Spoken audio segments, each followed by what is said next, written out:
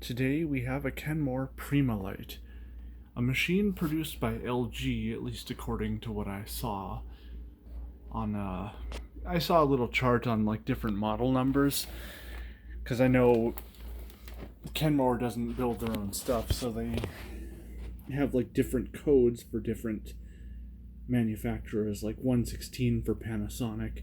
This one's a 721. I saw it as a gold star with a parentheses LG, so it's an LG, and it's kind of an unusual setup, because although we don't see a dual cyclone, a secondary cyclone coming down from here, this is dual cyclonic. It's just done in kind of a weird way, because we have let me think.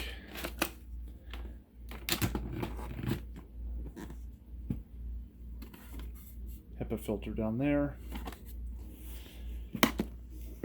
This actually has cyclones that are mounted horizontally rather than vertically. So we have our secondary cyclones up here, and then the dirt from those secondary cyclones falls into this little back chamber.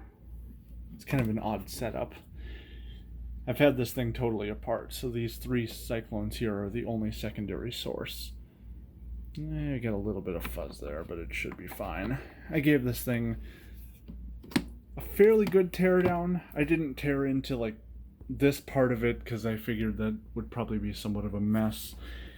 And we are not going to be measuring much for hose power on this thing because it has an unusual shaped inlet right here, because this would disconnect, and then this is your wand on the front. But the shape of it is like this, and I don't think we would be able to measure that too easily, so we will just take a measurement here where it's rounded. But that won't really give us that good of an insight on its abilities. At least I don't think so.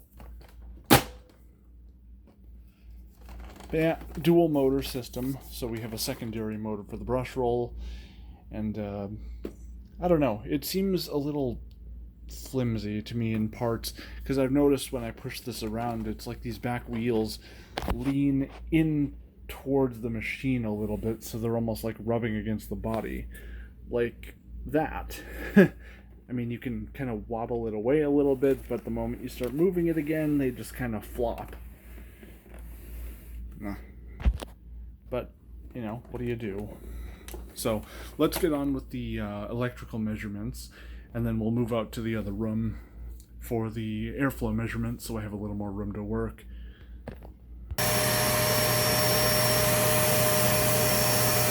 Voltage is running a little low.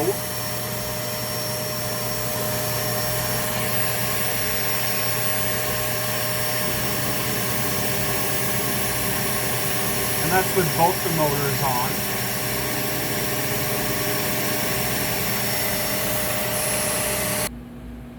So, kind of like the Hoover Z, these just have a little trap door down here that closes off when it's in the upright position to divert the power to the hose, and then we have a seal down at the bottom of the wand here. So there's nothing that prevents the air from moving through the hose except for that rubber seal at the bottom when it's leaned back, and there's just a little door in the in the nozzle closing it off to divert the power to the hose. And I usually like to lean these back so the hoses are straight, but I don't think it's going to work too well with this design, so we're just going to go like this.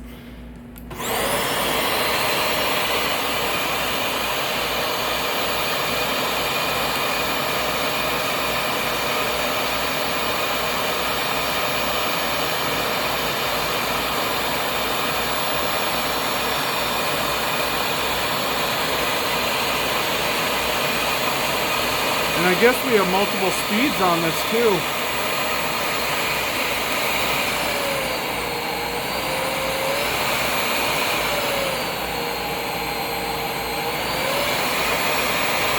I did not know that.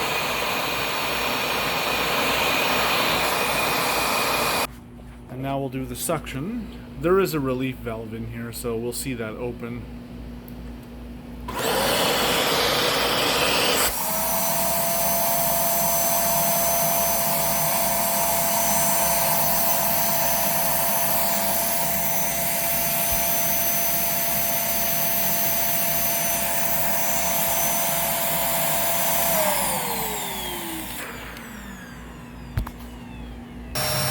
And here we are, brush roll off.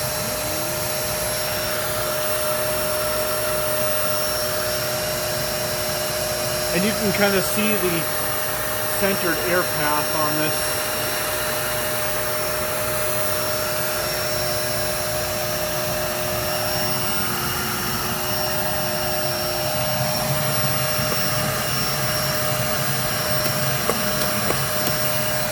I forgot to set the height to minimum.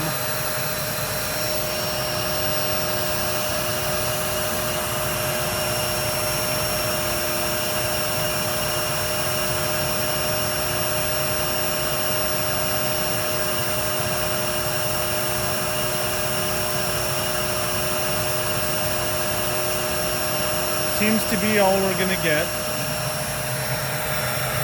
So that's not bad. And then we'll turn the brush roll on. Clear this.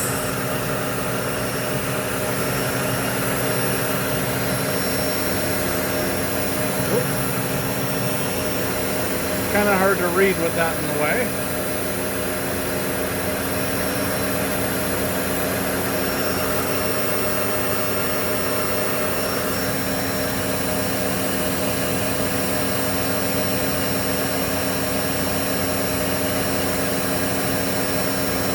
Okay, so we went down just a little, but that's kind of to be expected.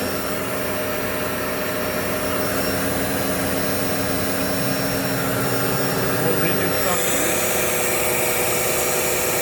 That doesn't seem to have changed. And before I begin the pickup test here, I think I remember seeing one of these in a commercial years back. Not for the product itself, but for some sort of jewelry company, I think. It was a commercial of a bunch of guys who were in like a waiting room. Hey, no.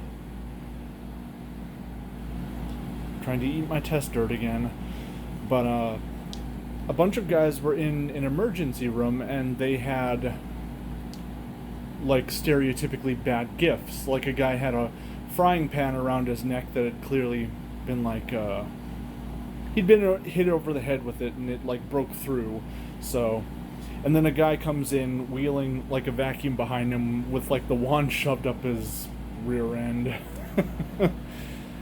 I'll try to see if I can find that clip, but I can't for the life of me remember the name of the company. But I'll have to remember to set the height back to 2 on this. Just seems to work a little bit better on this carpeting.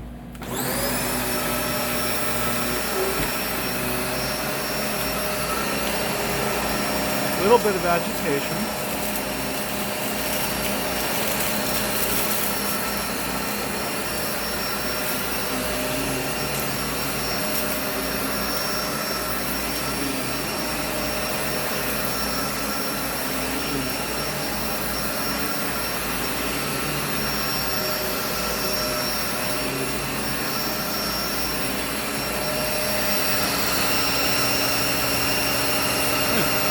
Cat here. And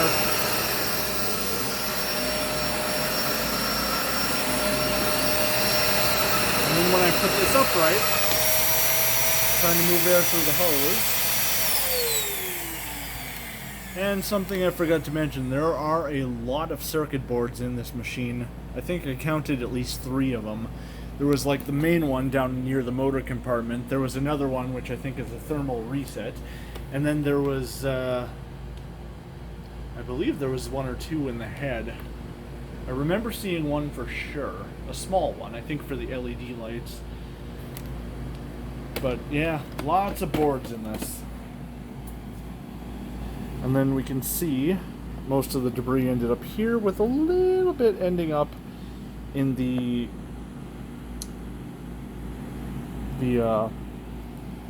multi-cyclonic chamber, or whatever you would call this.